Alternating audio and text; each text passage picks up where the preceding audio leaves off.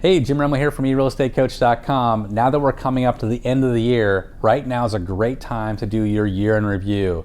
This is a great thing to do right before you start to launch into goal setting, because you got to look at what you did in the past to think about what you're going to do in the future.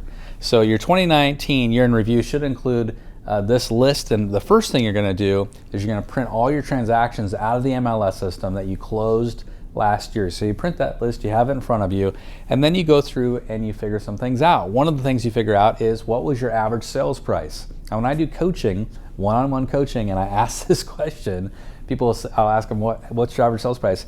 Almost no one knows the answer to that specifically. You should know that number, because our goal for you in 2020 is to inch that number up, to get you a little bit higher, because you want to work smarter, not harder, right? The next question, average days on market for listings. In other words, how long does it take you on average to sell one of the listings you take? Is it 32 days? Is it 82 days? Is it 52 days? Another number you need to get a hold of. Another one is the average difference for you between what you list things for and what you sell things for as a percentage. So that could be, my average is 95.2%. My average is 96.8%. Whatever that number is, again, my goal for 2020, inch that number up.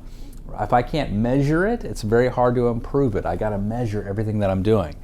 Buyer sides versus seller sides. What were you weighted? Did you have 50% buyer sides, 60% seller sides? What was your numbers? And just look at those and get a real handle on what your business looks like, and is that reflective of what you want to be doing in the coming year?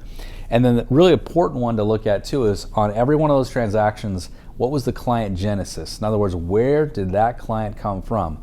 Was it from a referral? Was it from an open house? Was it from the internet? Was it from a sign call? Really dive deep into that so you can understand where your marketing dollars are best being spent. And then I got two pieces of extra credit for you here if you really want to dive deep, is to take a look at the listings taken versus your listings sold. And that'll tell you your sales rate. Maybe it's 70%, maybe it's 80%, whatever the number is. You want to set a goal to get that number a little bit higher in 2020. And the last one is you versus the market. Your most powerful asset when you come into a listing appointment is your personal statistics. If you know these numbers versus the market and you're beating the market, really, really powerful tool when you're sitting with the seller, because they're going to say, wow, this agent is incredible. Look at those numbers, and you stack them up. It's one of the most powerful things you can bring into a listing presentation.